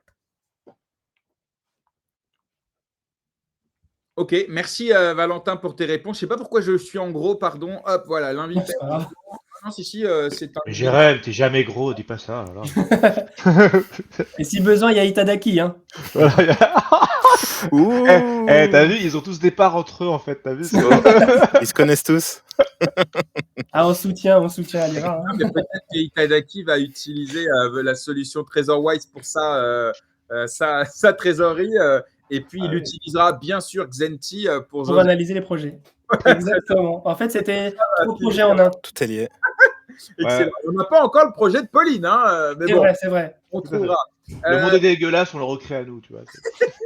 Michael, Daniel, qui a une question? Oui, moi j'ai une question très très simple parce que tu crées un pont qui est un pont que je prie de voir un jour, qui est le pont entre la CeFi et la DeFi, mais un vrai pont bien structuré et tout ça. Ça commence à se faire parce que globalement, t'as qu'à voir les journaux, on dit de moins en moins du mal du Bitcoin étant donné que les maîtres de l'argent ont décidé d'investir dessus, donc les journaux suivent souvent leurs maîtres. Si à un moment donné, tu avais la chance d'avoir un rendez-vous avec des représentants de la CeFi, un responsable innovation à la Société Générale, j'en sais rien, qui cherchent en fait des projets qui voudraient financer le truc, sachant que tu ne peux parler que leur langue à eux, fais attention à ce que tu dis, en 2-3 phrases, comment tu arriverais à résumer ce que tu proposes? Bah alors, avant Tu ne les parles 2-3 que leur phrases, langue. Tu ne parles que leur langue. Hein. avant 2-3 phrases, si je puis me permettre, Daniel, c'est très marrant que tu dis ça parce que je suis banquier privé. Donc, Bon, je bah, travaille déjà, reste en LV1 alors. voilà, je travaille déjà, entre guillemets, à aller dans dans ce sens-là, pardon. Donc, l'idée, c'est de continuer en fait à travailler, à montrer qu'il y a une vraie utilité à lier les deux mondes. Moi, c'est ce que j'essaye de dire depuis maintenant quasiment 18 mois dans la banque dans laquelle je travaille, c'est de faire une dualité et d'aller chercher cet écosystème-là qui, pour moi, est novateur et qui ne pourra, je pense, qu'être bénéfique à la CIFI. Dans plein de domaines, heu, pour les gens, avant tout, également. Donc, c'est un travail de très, très longue haleine, croyez-moi, pour être dans le cœur du réacteur, Ouais, mais c'est à faire chaud là-dedans. mais il fait chaud là-dedans, mais ça avance, ça bouge. Tout à l'heure, je ne sais plus sur quelle, partie on parlait qu'il y avait, effectivement de la complexité, pour, les crypto-détenteurs ou autres à aller vers les banques. Ça commence à changer. OK. L'approche commence à être, Bah, modifiée et c'est mon travail d'ailleurs. bah, c'est merveilleux. Tu as vu ça, Jeanne? D'ici 2 ou 3 ans, on va pouvoir passer à autre chose, quoi. La bataille sera gagnée, on ne sera plus dans le coup, donc voilà. Alors je dirais pas 2-3 ans, hein. Ah! Merci. Ah, pronostic. C'est quand que Daniel passe à autre chose parce que la guerre est gagnée. Michael, je te laisse la parole. Yes. Bah, je vais rebondir sur un questionnement de Jérém au tout début, qui était du coup ma question, sur l'aspect mise en conformité, réglementation, etc. Oui. On a brièvement évoqué le fait que ça allait coûter un peu d'argent, et bien sûr, je ne serai pas financeur et je n'ai pas 1 million. Ah mince. Voilà. Mais comment vous vous financez, justement, et comment vous rentrez dans vos frais là-dessus, si vous y avez pensé?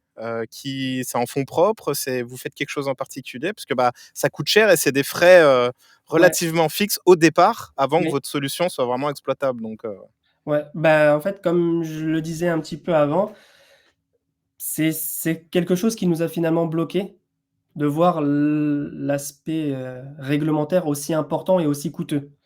Dans l'idée, on aurait aimé, croire cela possible au travers juste de Love Money. Ouais. Friends and family, mais bon, à partir d'un certain montant, c'est plus compliqué. GRM disait 500 000, 1 million. Après, ça dépend de ta famille. Ouais, c'est pas faux. Non, mais enfin, malgré tout, ça reste quand même des montants assez importants, surtout qu'en fait, il faut payer avant de voir ce que ça va vraiment, générer. Donc tu payes pour voir comme au poker et là, c'est un tu gros as quand billet, même quoi. certaines cartes que tu peux ne pas avoir ou difficilement avoir. Donc moi, je pense que c'est un projet, j'espère en tout cas qu'avec la réglementation qui pourra dans le temps, heu, se réduire ou soit plus simple, heu, être mis en place. Parce que je pense qu'il y a vraiment une vraie proposition de valeur, comme ce que fait, Spico par exemple, sur une base, de fonds, monétaires tokenisés. C'est des choses qui voilà, si derrière on peut, switcher, moi je pense que Peut-être qu'un jour, la BPI financera ce genre de projet, hein, plutôt que de financer d'autres projets un peu moins intéressants. peut-être, je sais pas. En tout cas, voilà, je pense que c'est un écosystème, ouais, enfin CeFi, DeFi qui mergera un jour et je pense que, les premiers seront les gagnants. Top.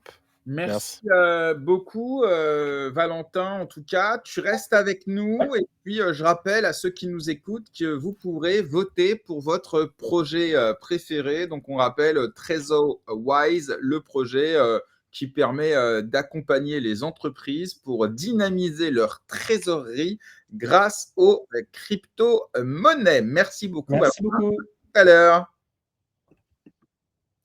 Bien, j'ai une bonne nouvelle. On voit Pauline. Allez. Salut Pauline, comment tu vas? Salut, je vais beaucoup mieux. Voilà, je voulais juste me faire un petit peu désirer, je crois que c'est réussi. Ou me mettre un coup de Je suis stress, très je sais pas. content d'avoir une femme parmi les pitcheuses. Il n'y en a pas assez. Donc, dès qu'il y en a une, d'ailleurs, qu'elle soit compétente ou pas, on s'en fout. On est déjà content qu'il y ait de la femme. Maintenant, en plus, tu arrives à mettre ton deck. Non, c'est Daniel qui va le... C'est moi qui partage au cas où. Mais Pauline, tu peux le partager de ton côté ou pas? Tu veux que je tente? Je vais essayer, puis si ça marche pas, D'accord. je veux bien un relais, Daniel. Merci. Bon, t'as le mien en backup au cas où. Hein. Merci.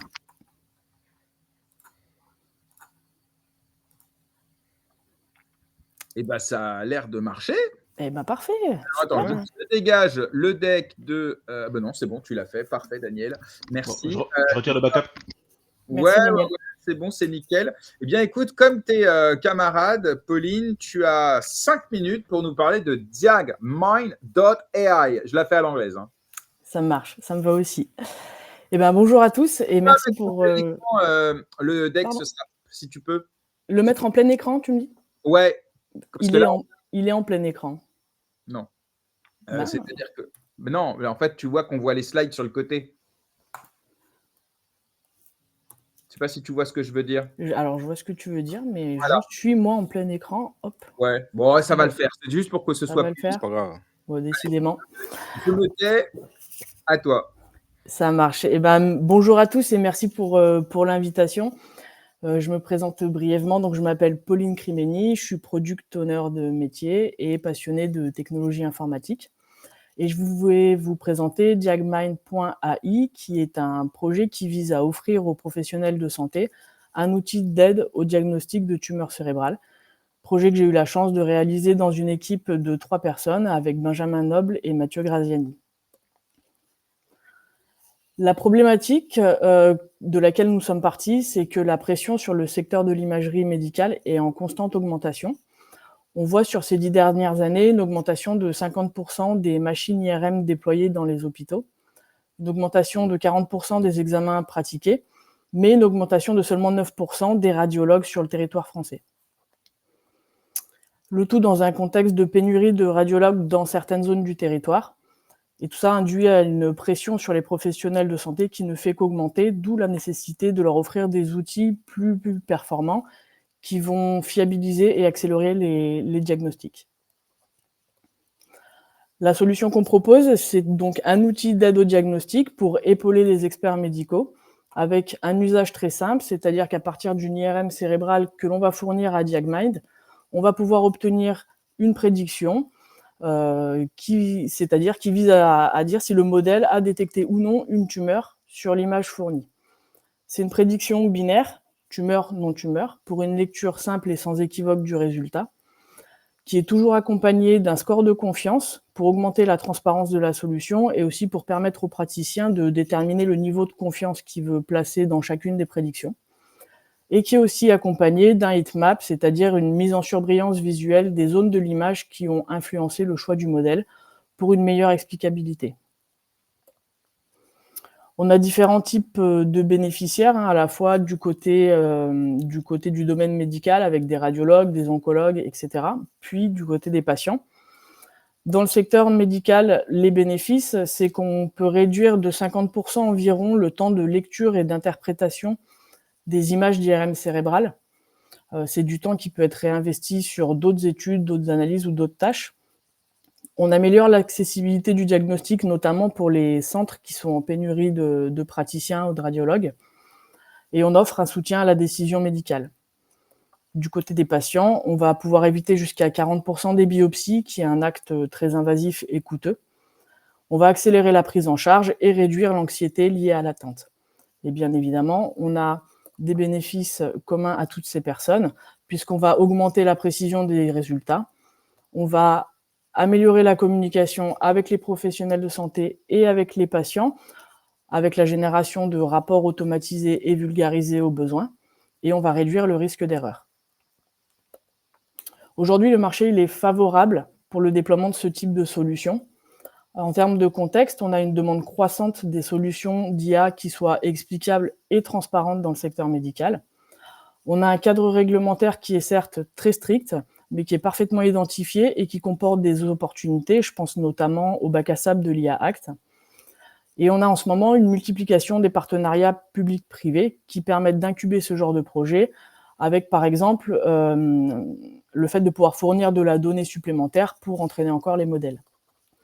Aujourd'hui, il existe des solutions complémentaires d'IA sur la chaîne de diagnostic, mais qui sont principalement positionnés en amont de la chaîne, c'est-à-dire sur la détection des artefacts au moment de la prise d'image, pour améliorer la prise d'image et avoir des images de meilleure qualité. Donc nous, on se positionne plus en aval de cette étape, sur le diagnostic lui-même.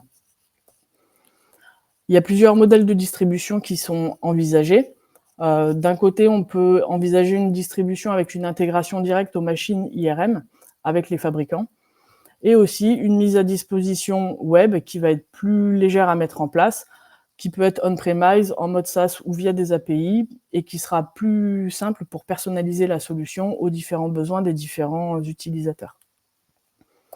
Voilà, j'aimerais terminer sur une réflexion un petit peu plus personnelle, puisque l'IA, c'est pas juste un jouet pour générer des images de starter pack, c'est aussi et surtout une technologie qui permet de répondre à des enjeux d'aujourd'hui qui sont des enjeux de santé et des enjeux sociétaux. Et j'aimerais qu'on y pense dans nos usages de l'IA et qu'on ait toujours cette chose en tête. Et pour plus d'informations, vous pouvez nous contacter sur l'adresse mail qui est affichée en bas de la page. Je vous remercie de votre attention. Merci à toi, Pauline. Merci, oh, le time. Voilà. Wow. Parfait au niveau du timing. Alors malheureusement, petit problème, alors on ne voulait pas t'interrompre pendant, mais en fait, on n'a pas vu le deck défiler, puisqu'il semblerait que ce ne soit pas la bonne fenêtre que tu aies partagée. Mais en tout cas, comme tu expliquais très bien, on n'a pas jugé utile de t'interrompre plus que de raison. Et je pense, je ne sais pas pour vous les copains, mais moi j'ai bien compris le projet sans même faire défiler les slides. Donc merci et bravo Pauline pour la gestion. Nickel. C'était très Merci. bien. Les amis, est-ce que vous voulez commencer ou est-ce que j'y vais comme vous voulez. Vas-y. Bon, déjà, pour le coup, je trouve ça hyper intéressant. Déjà, ça adresse à un véritable problème, tu l'as bien mentionné, le marché, le problème des déserts médicaux, tout ça, on connaît ça par cœur, évidemment, et c'est des problèmes qui appellent à des solutions. J'ai moi-même bossé avec une solution qui s'appelle Zaya, je ne sais pas si tu connais, qui fait aussi de la…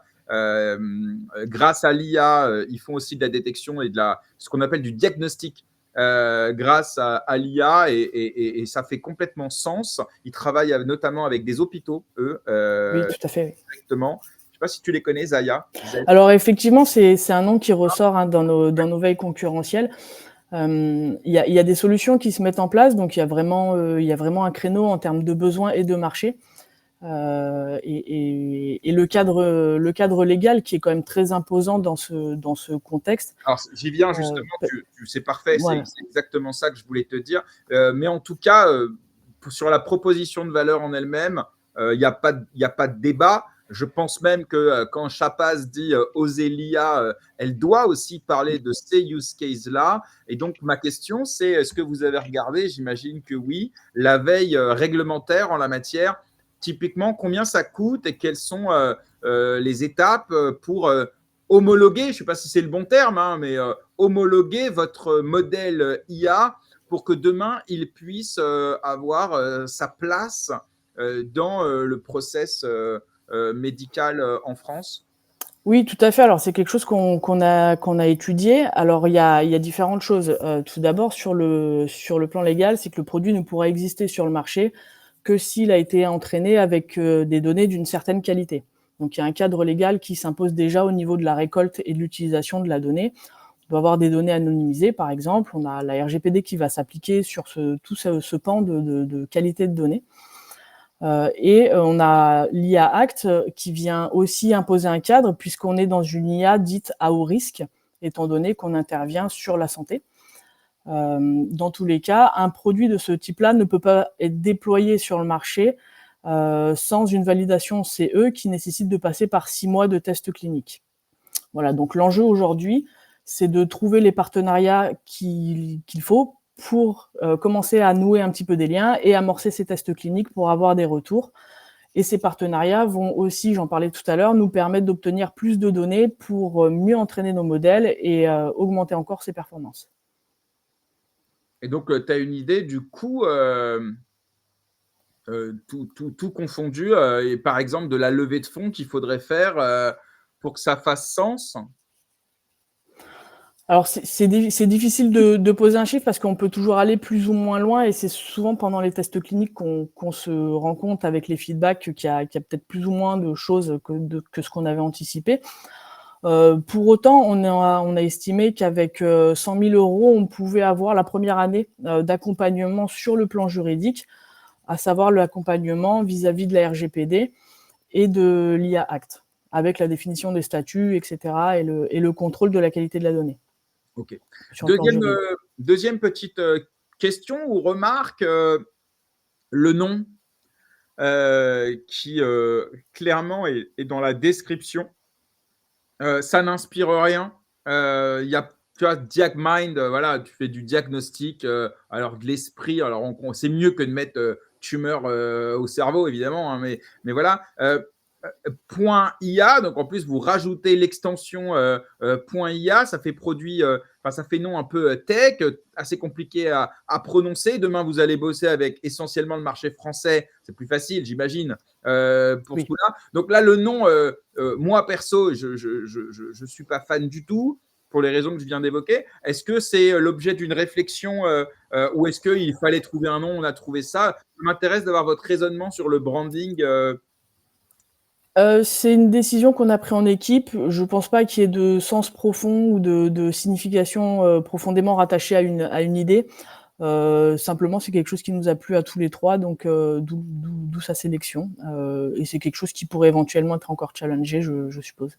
Et deuxième point, c'est la baseline que vous avez mis en dessous, l'intelligence artificielle au service des enjeux réels. Donc déjà, là, c'est un pic envers tous les autres projets IA.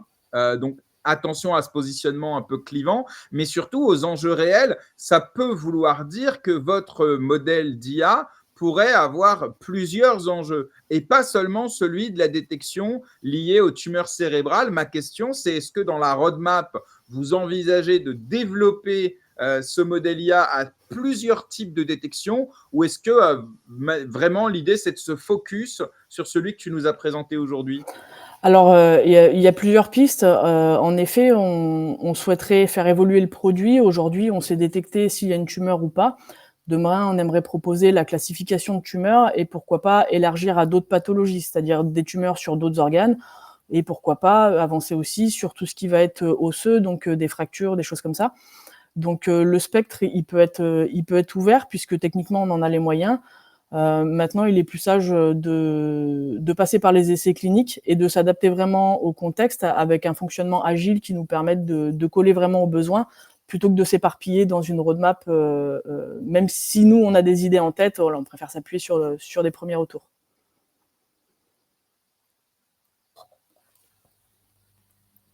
Merci beaucoup, Pauline. J'étais mute. Michael, Daniel, je vous laisse. Vas-y, Mika. Yes, chouette présentation, bon, malgré les soucis techniques, mais qui n'en a pas. Donc effectivement, un projet qui touche alors au secteur de la santé, mais en plus qui touche au secteur médical et hospitalier. Donc on est dans les soucis au sein des soucis, effectivement, et puis je pense que tu en as bien parlé. Moi, j'irais plus sur un terrain, vu que l'aspect réglementaire a bien été abordé, sur l'aspect un petit peu pratique de votre produit. Comment ça se traduirait demain? Je suis un CHU qui souhaiterait effectivement aussi donner sa chance au produit, à votre équipe. Qu'est-ce que j'aurais comme outil, comme produit à manipuler? Ça se formaliserait sous quelle forme? Alors, je parlais tout à l'heure de 2 modèles possibles de déploiement. Il y a un modèle aujourd'hui qu'on maîtrise peu puisqu'on n'a pas encore de contact, qui est le déploiement vraiment avec une intégration au sein des machines IRM. Donc ça, c'est quelque chose qu'on a encore du mal à visualiser, même si on sait que c'est une solution possible.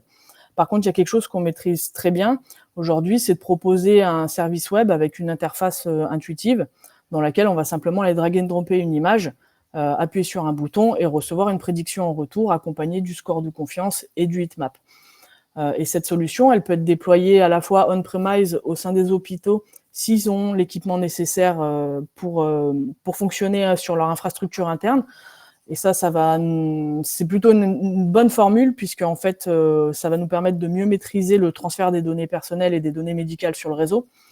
Et autrement, il y a une API qui peut être interrogée depuis un autre front-end si on imagine de venir greffer d'autres applications ou de venir s'insérer dans des applications médicales déjà existantes. Ok, donc un mode un peu hybride, effectivement, pour l'aspect API. Tout à fait. Et dernière petite question, toujours sur cet aspect un petit peu pratico-pratique. En termes d'explicabilité, justement, actuellement, à quoi vous avez réfléchi en termes de métriques, en termes d'outils à proposer pour justement derrière le praticien à C&D de l'IA, alors qu'on soit d'accord ou non ou pas, sur l'aspect éthique.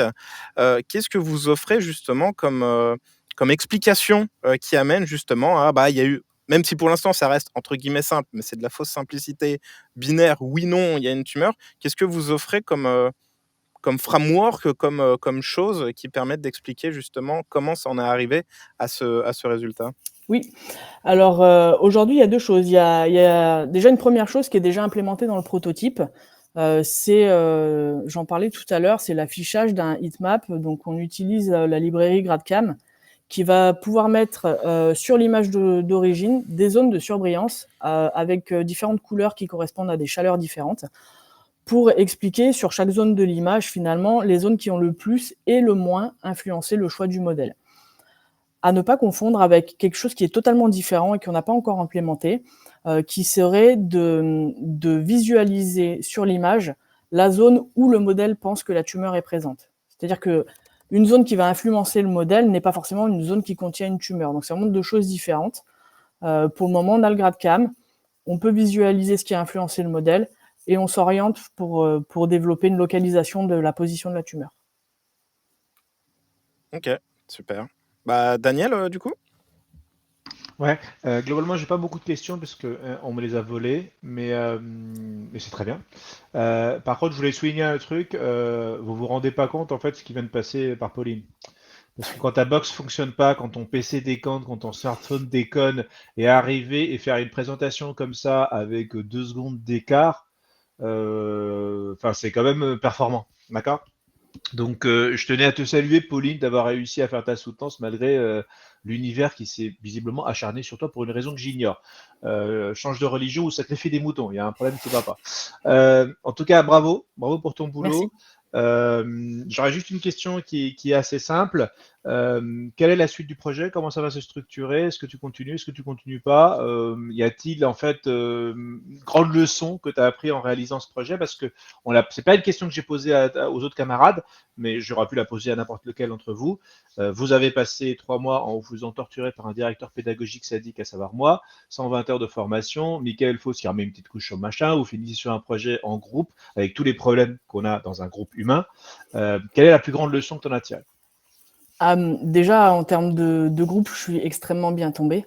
Ouais, ils sont pas tous à le dire, mais bon, vas-y, continue. Donc, ils m'ont pas dit. Donc, ça, c'était chouette. Il y a des ambitions pour ce projet, notamment Mathieu Graziani, qui est l'initiateur du projet. Moi, je l'ai rejoint pour l'aider, mais c'est vrai que c'est lui qui porte cette idée au départ.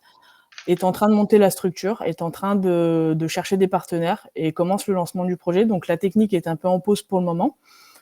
Voilà, mais on n'est jamais très loin de lui, on l'aide autant qu'on peut. C'est aussi pour ça que je suis là aujourd'hui. Voilà, on aimerait que ce projet puisse voir le jour, on aimerait donner de l'énergie à Mathieu tant qu'on le peut, en parallèle de nos vies professionnelles de nos côtés. Ok, c'est une très belle réponse. Je te remercie beaucoup. Merci Daniel. Je t'en prie. Merci beaucoup. Alors d'abord, je voudrais présenter mes excuses parce que j'ai pas été très diligent. Normalement, quand vous parlez, je vous mets en grand, mais comme à côté de ça, je faisais autre chose. Je suis désolé, Pauline, tu n'étais pas Aucun souci. Suffisamment en grand quand il le fallait. C'est de ma faute en tant que chef d'orchestre. Là, j'ai un peu foiré la composition. Désolé, mais effectivement, je rejoins Daniel. Bravo et merci pour ta résilience. C'est chiant, tu sais, quand tu es prêt, tu as un truc et tout, et là, techniquement, ça marche pas une fois, 2 fois, mais tu n'as rien lâché. Et ça, on dit long aussi sur… énormément. Hein, là, c'est vrai. Hein. Moi, je pense qu'à ta place, j'aurais lâché l'affaire. Vas-y, il me saoule. Ouais, moi, je suis un petit con, donc c'est pour ça. Bon, en tout cas, voilà. Merci et bravo, Pauline. Je vais te libérer. Merci à vous. Avec nous. Hein. Oui. Merci beaucoup. Hein. Et bravo encore. Alors, les amis, donc je vais poster le sondage. On va se laisser 10 minutes de vote. Ouais, ça suffit largement, 10 minutes. Hop, c'est posté. Alors, je vais mettre le lien partout. Alors, c'est sur mon compte Twitter. Je l'ai épinglé. Donc, normalement, vous ne pouvez pas le louper. Mais je vais le mettre aussi dans les commentaires ici. Dites-moi tous si vous l'avez bien. Voilà. Donc, normalement, là, il est bien partout. Sinon, c'est sur mon compte Twitter. GRM underscore web3 sur Twitter. C'est épinglé. Normalement, vous ne pouvez pas passer à côté. Pendant ces 10 minutes-là, on va se faire un petit débrief, les amis. On va influencer outrageusement ces votes. Oui, on a le droit de faire ce qu'on veut dans cette émission. On n'est pas régulé. Voilà, c'est ça, il n'y a personne. L'AMF ne va pas nous taper sur les doigts, normalement. Alors, je ne sais pas ce que vous en pensez, mais je trouve que c'est une bonne session. Elle est diverse sur les propositions de valeur, déjà. Donc, bravo à Marwan, notamment, on peut le dire, chez Alira. L'homme de l'ombre. Ouais, c'est vrai que c'est lui qui organise tout.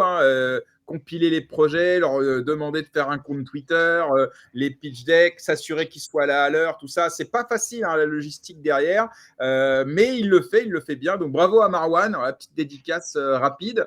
Et puis sur les porteurs de projets, bravo à eux. Ils ont en général bien géré le temps. On n'a pas eu d'abus là-dessus, sauf Hugo. Voilà, Hugo. Non, mais Hugo, tu sais déjà que tu n'es pas dans les votes, déjà. C'est bien son projet. Non, mais... Et donc voilà. Donc déjà pour l'organisation, bravo à tous. Je vais commencer par Michael. Voilà, il n'y a pas de raison, mais comme c'est lui qui paye les 1 million. Donc, oui, tu vas m'attirer des soucis. J'ai pas besoin de ta ça. banquière, elle va dire qu'elle t'appelle, elle va s'arranger avec toi. Bon, ouais, j'espère que c'est que la banquière qui m'appellera, justement. Donc, tu as le choix du roi. Et donc, non, tu as raison, c'est pas Hugo. C'est pas Hugo qui a eu un problème de chrono. C'est l'autre. Et voilà. Bon. Donc, Michael. Non, mais je me rappelle plus. C'était Valentin. J'ai 3 heures de live, là. Je suis explosé. Michael. Est-ce que tu as un petit chouchou? Tu as le droit d'en donner 2. Ah, ouais, très bien. Allez, ouais. C'est vrai que comme tu l'as dit, on est sur une belle session. Là, donc, en fait, moi, je peux me projeter à différents niveaux sur chacun de ces produits. Donc c'est un petit peu délicat. Si je devais en choisir 2, moi, j'aurais Diagmind pour le coup. Alors, je serais utilisateur indirect de la solution, mais ça, c'est vraiment quelque chose déjà auquel je crois de manière générale, qui existe, qui commence à exister et qui existera de plus en plus. C'est dans tout ce secteur hospitalier, c'est d'avoir à minima une aide, en fait, et un support, une augmentation par l'IA. On va pas parler tout de suite de remplacement. Donc moi, je serais pas du tout dans ce côté-là d'avoir peur ou quoi. À partir du moment où c'est maîtrisé et avec justement des équipes derrière qui savent à minima ce qu'elles font. Donc moi j'aurais Diagmind aussi pour malgré les problèmes techniques, c'est vraiment le projet, même sans cela, et du coup j'ai complètement compris de quoi ça causait et des problématiques que ça pouvait soulever. Donc il y a celui-là et le deuxième, ça serait TrezoWise, parce que mine de rien, on est aussi sur quelque chose où je peux tout à fait me projeter en termes d'intérêt, aussi de manière indirecte au final. Donc moi j'aurais ces deux-là, Diagmind et TrezoWise, si j'avais 2 projets. Les 4, en fait, j'aimerais et je pourrais être utilisateur de ces solutions-là. Donc, mais si je devais en choisir 2, il y aurait un Web3 et un IA du coup. Ok, alors je rappelle, les amis, allez voter, même vous, évidemment, Daniel, Michael, aussi les porteurs de projets, vous pouvez aller voter pour vous si vous voulez, allez-y. Et n'hésitez pas à retweeter aussi le post pour être sûr qu'il soit vu effectivement par tous ceux qui sont avec nous. Michael, non, pardon, Daniel. Oui. Toujours bon pour les 1 million. Il faut que je transmette mes consignes de vote, c'est ça? Alors, directeur du parti de l'IRA, mes consignes de vote sont... Non, je plaisante. Non, mais ça va. Alors, c'est difficile parce que les 4 sont bons et en plus les 4 je les connais assez bien. Ces 4 apprenants, je les connais, ils ont été formidables pendant leur formation, donc ce sont des gens vraiment touchants et courageux. Si je devais en choisir que 2, il y aurait déjà celui de Cédric Magnier. Parce qu'en fait, il ouvre une porte. Alors, le cas effectivement de juger un projet par rapport à l'activité, à plein de choses, et qu'on compile tout ça avec plein de variables et ça fait un projet, ça a l'air petit, mais en fait, ça ouvre une porte de Pandore qui est assez pour moi dingue. C'est après le Trustpilot, c'est l'IA vous juge. Et on va rentrer tôt ou tard dans une période où l'IA va nous juger de plus en plus. Il va juger les projets, va juger les écoles, va juger les entreprises, va juger les individus. Il va y avoir une harmonisation multifactorielle colossale de tout pour dire Monsieur Villa-Montero, vous avez 4,8 sur Huma AI. Et donc, il va y avoir ça un jour ou l'autre. Et donc, d'une certaine manière, commencer déjà avec cette idée-là est déjà courageux, ambitieux, et je pense qu'il tient vraiment, il a accroché quelque chose que je trouve vraiment intéressant.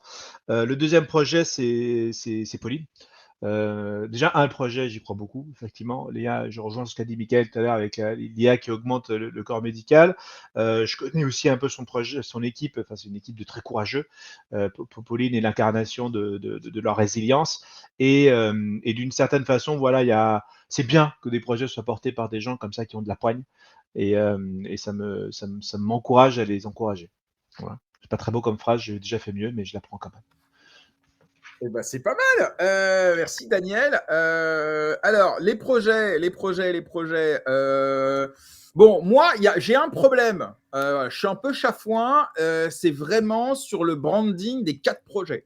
Pour moi, il n'y en a aucun qui a, mais c'est mon avis, qui a vraiment été très bon sur le branding. Là, pour le coup, c'est vrai. Alors souvent, c'est le truc qu'on fait après. Tu sais, c'est comme on écrit le bouquin et après on choisit le titre. Ça fait sens, pourquoi pas. Mais là, tu vois, pour le coup, j'avoue que sur les sessions précédentes, on avait certaines fois des noms qui étaient un peu plus sympas. Là, il n'y en a aucun qui m'a convaincu. Donc ça, c'est un peu le côté négatif de tous, mais c'est pas grave si la proposition de valeur est intéressante.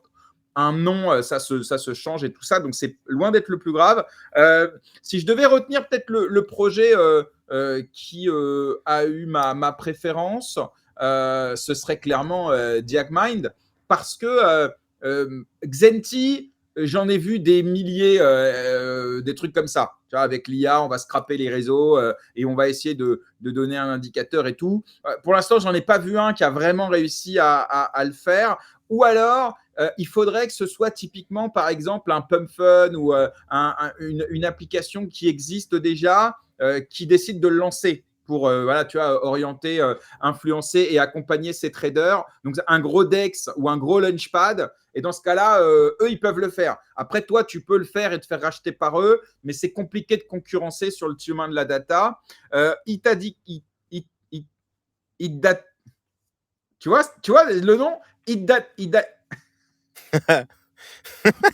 Prends tes cachets, Jérém. Prends tes cachets. Ça va bien fin du live. Tu sais du nez. Appelez le 15. Hidataki, c'est ça. Hidataki. Non, mais en plus, sur le sondage, je l'ai mal écrit. J'ai écrit Itadaki. Si, c'est ça? Ah si, c'est ça, tu l'as bien écrit. Ah ok, tu vois. Bon, bref, j'aime bien l'idée d'une application, tu sais, qui s'adapte à toi. Genre, dès que tu as mangé un truc, tout de suite, ça change le reste de ton régime, tu vois. J'aime bien. Je ne sais pas si ça existe, parce que moi, les régimes, voilà. Mais j'aime bien. La proposition, elle est cool. Donc, why not? Mais bon, là, c'est pareil. C'est un marché qui est ultra saturé, celui du bien-être, du sport, du truc et tout. Compliqué quand même d'y aller. TreasurWise, j'aime bien l'idée aussi, mais pareil, tu as des gros PSAN aujourd'hui qui adressent le problème de la trésorerie des entreprises. Donc, va trouver ta petite différence là-dessus. C'est pas facile. DiagMind, ouais, ça me parle de fou, en fait. Alors, je connais, encore une fois, les contraintes réglementaires, le coût, la RGPD et tout ça. OK. Mais en vrai, je sais le problème que c'est de trouver un médecin. Je sais le problème du manque de moyens sur le diagnostic.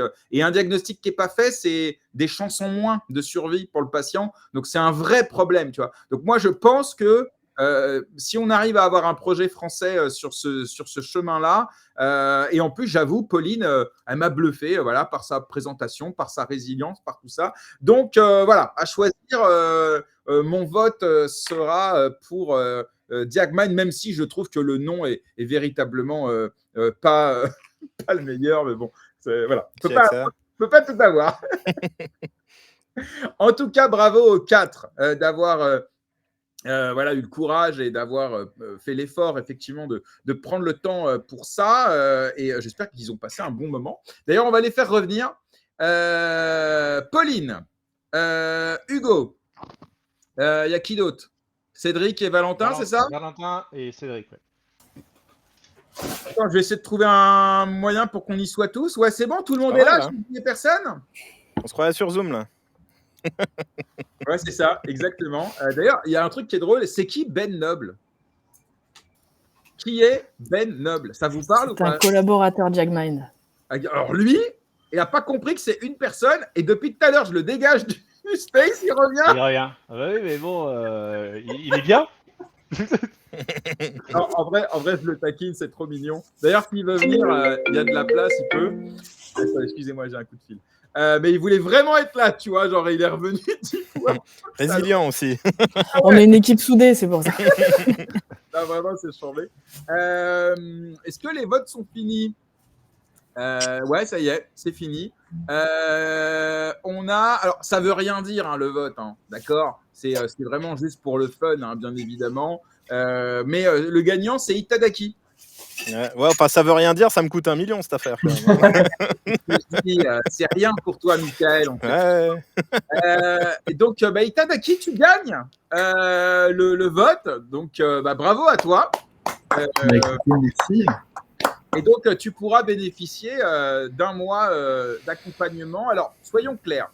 Si ce projet, il vous tient vraiment à cœur et que vous avez vraiment envie de l'amener à de prochaines étapes, ça ne veut pas dire que vous allez en faire la licorne de demain, mais si vraiment vous avez envie de l'amener aux étapes d'après, profitez de cet accompagnement avec moi, avec Michael, avec Daniel. Et si par contre, c'était vraiment un projet d'étude et qu'en vérité, vous n'avez pas vraiment vocation à l'amener plus loin, et c'est tout à fait légitime dans ce cas-là, n'hésitez pas à donner l'accompagnement à un autre projet pour qu'il soit véritablement utile. Ça, c'était juste une petite...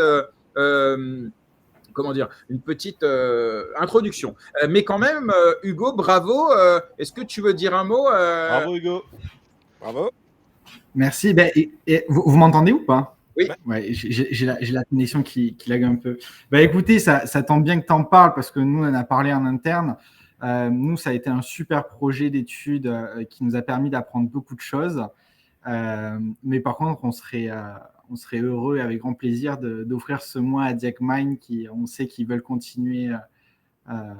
Ils sont choux aller tous. plus loin. Donc, J'ai envie de c'est avec chialer. grand plaisir Moi aussi. qu'on leur offre ce mois d'accompagnement. Waouh. Merci Et du beaucoup. coup, vous gardez combien sur le million quand même? Ça m'intéresse aussi. Toi qui prends le Écoute, je prends les million, mais rendements laisse que ça vous mettrez en complètement. défail. Merci Hugo, en tout cas. Merci Et en tout cas, infiniment. ça dit quelque chose aussi sur ceux qui nous ont écoutés. Visiblement, le fait. En même temps, c'est normal parce que là, c'est la rentrée et c'est là où on s'inscrit au sport. C'est là où on prend des bonnes résolutions. Non, mais c'est vrai, le timing est bien trouvé, tu vois. Donc, peut-être que c'est pour ça. Et puis, qui a envie d'aller se faire diagnostiquer une tumeur au cerveau? Non, mais c'est vrai. Donc, il y a aussi. Généralement, on n'a pas trop le choix, mais enfin bon. Bon, non, mais en tout cas, bravo, bravo Hugo. Tiens, Pauline, moi, c'était mon petit projet de cœur et il a eu aussi visiblement le soutien des autres membres du jury. Donc, finalement, c'est toi, Pauline, si tu veux, hein, bien sûr, tu pourras bien profiter d'un mois d'accompagnement. Donc, c'est très simple. Hein. On va faire un groupe tous ensemble et puis tu pourras fixer. Alors, moi, c'est comme ça que je fonctionne, mais Michael, je crois que lui, il est dispo H24, 7 jours sur 7, en plus du million.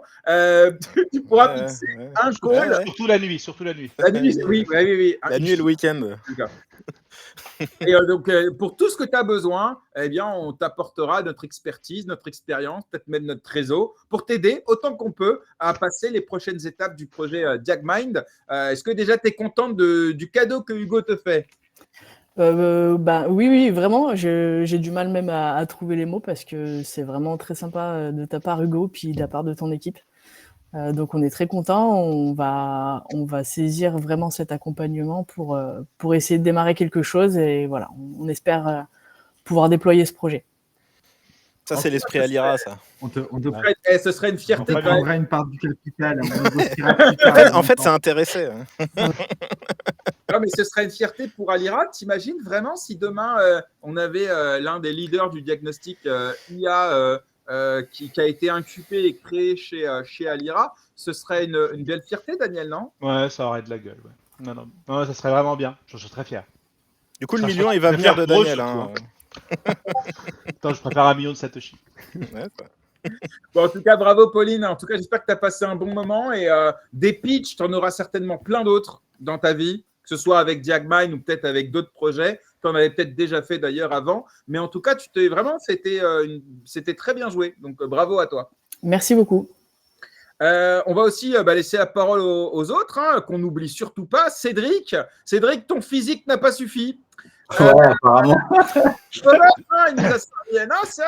Mais non, Jared, je te laisse finir, je dois vous laisser, je coupe juste la caméra. Donc je vous embrasse tous. Je suis malheureusement attendu.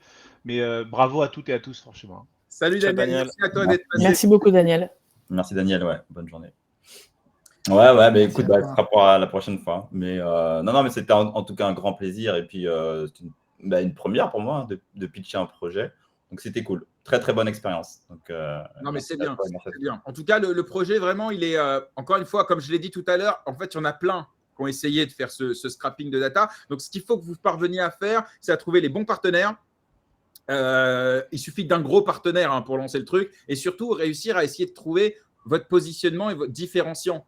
Parce que dit comme ça, on a l'impression d'avoir vu 1000 autres. Donc, essayez vraiment étudier votre marché, essayez de voir ce qui ont fait que les autres n'ont pas réussi et comment vous allez peut-être trouver le petit twist qui va faire que votre solution sera adoptée plutôt qu'une autre. Pas facile quand on est sur un marché aussi bouché que celui-ci, mais en tout cas, il y a un besoin. Clairement. Et pour moi, il n'est pas encore adressé. Donc, bon courage à toi, Cédric, si tu vas au bout de ton projet. Merci. Et puis, Valentin. Yes. Valentin, alors attends, comment je peux faire? Est-ce que je peux. Non, je ne peux pas faire comme ça. Hugo, il s'est barré. Il a coupé sa cam. Alors, attends. Non, je suis là, mais avec une je sais comment je peux terrible. faire. Bouge pas. Hop, non, il apparaît. Si, voilà. Valentin. Ah. Oui. Ça va? Ouais, ça va, parfait. Merci beaucoup pour l'écoute et les retours. C'était super cool en tout cas. Et puis pareil, hein, on te souhaite, si tu vas plus loin dans le projet, bonne chance pour ça. Et puis si c'est sur un autre projet demain que tu décides de t'investir et de t'impliquer, dans tous les cas, on voit que tu as une tête bien faite. Donc pour le coup, bien remplie. Mets-la à profit pour des projets qui te plaisent. C'est ça le plus important. Yes. Merci beaucoup pour les conseils. Avec plaisir. Merci à toi. Les amis, je vous libère tous. Encore un grand bravo à Itadaki qui gagne le concours et à Pauline, un petit peu c'est Golden Buzzer un peu, tu vois. Et en plus, elle gagne l'accompagnement, donc c'est tout bénef pour elle. Et je vais rester avec Mickaël pour fermer l'émission. Et je vous dis à bientôt, les amis. Bon courage pour la suite de vos projets. Merci. Merci beaucoup. À bientôt. Au revoir. Ciao. Encore bravo. Merci à tous. Merci pour cette expérience.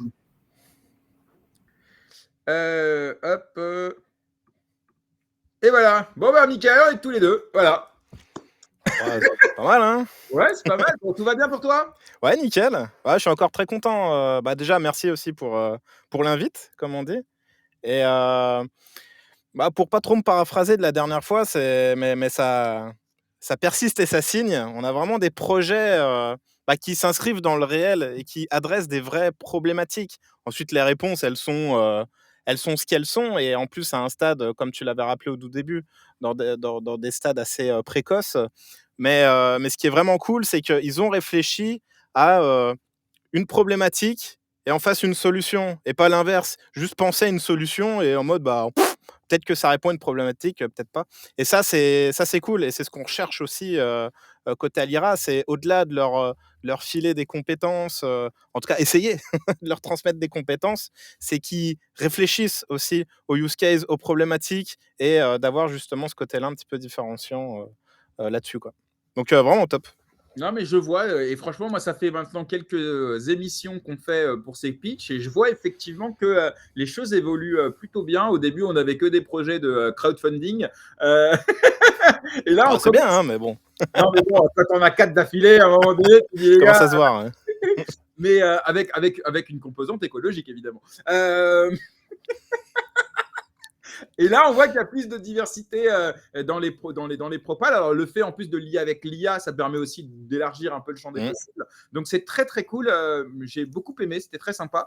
Mickaël, je vais te souhaiter plein de belles choses pour la suite. Une belle rentrée pour toi. C'est quand la prochaine session à l'IRA là? C'est bientôt, là? Le 22. On a la rentrée le 22. Alors après, il y a 3 formules. Donc, il y en a qui démarrent déjà depuis cette semaine.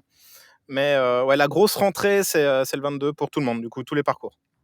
Ok, excellent. Eh ben, écoute, plein de belles choses à toi. On va recharger les piles encore un petit peu. Et puis, Profites-en bien. Et merci pour le million. Merci beaucoup. Ouais, on en reparle en Oui, off. oui, on s'appelle.